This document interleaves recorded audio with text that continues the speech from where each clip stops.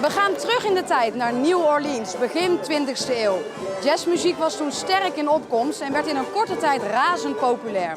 Vandaag hoeven we niet zo ver van huis, want op Walcheren en met name hier in Domburg vindt voor de 24e keer Jazz by the Sea plaats, waar de traditionele jazzmuziek herleeft. Ik denk dat het festival uniek maakt omdat wij constant vasthouden aan een bepaald basisprincipe. Dat is de oude jazz. En daar is nog steeds heel veel belangstelling voor.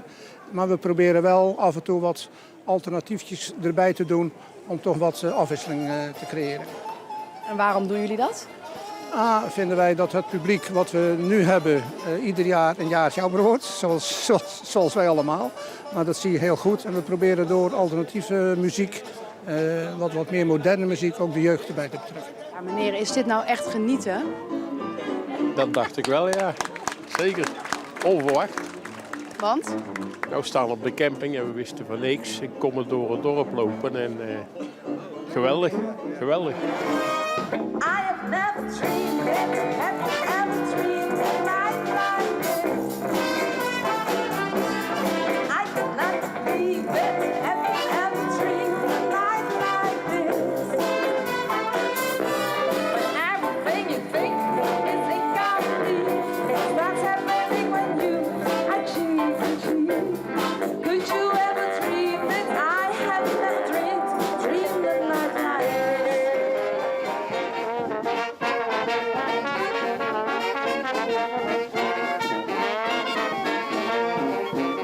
Yes, I'm walking. Yes, indeed, and I'm talking about you and me. And I'm hoping that you come back to me.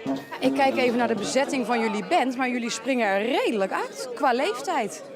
Ja, dan kan je wel zeggen, ja, zo'n gemiddelde leeftijd van 20. En als je naar de andere jazzbandjes kijkt, dan schiet het toch wel gauw boven de 50, geloof ik. Dus wij pakken het wel aardig op, zo, ja.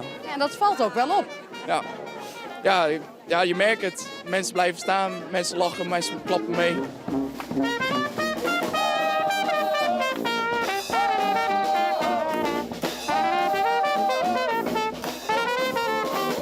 Wat maakt jazzmuziek nou zo leuk? Ja, het wordt met zo'n flow gespeeld altijd. Altijd diezelfde strakke New Orleans jazz flow, zeg maar. En ja, als je daar eenmaal in zit, dan wil je volgens mij niet meer loslaten. Een belangrijke traditie van de jazzmuziek is wel dat je succesnummers uit musicals, dus hele commerciële producties, die hadden op zich fijne akkoordenschema's. En dat was dan voor jazzmuzikanten mooi materiaal om op te gaan improviseren. En daar is van alles uit voortgekomen.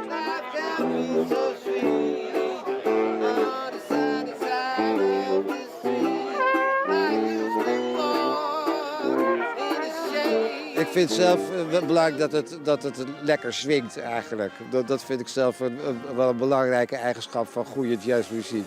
Maar er zijn andere mensen die vinden dat juist het verrassingselement erg belangrijk is. En dat je dingen ziet die je ergens nog nooit gezien hebt of zo. Ja, dus dat is voor iedereen weer verschillend.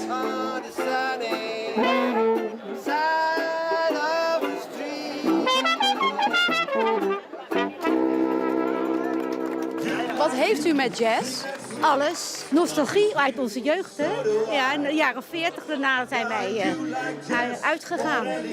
En dan kreeg je deze muziek na de oorlog. Ik kom hier speciaal uit Deventer. 3 dagen helemaal los te komen. Dus ongekend.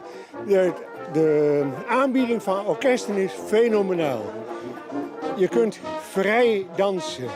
Je betaalt nergens geen intree. Bij de sfeer, niemand durft te dansen. En ik dans hier voor 200%.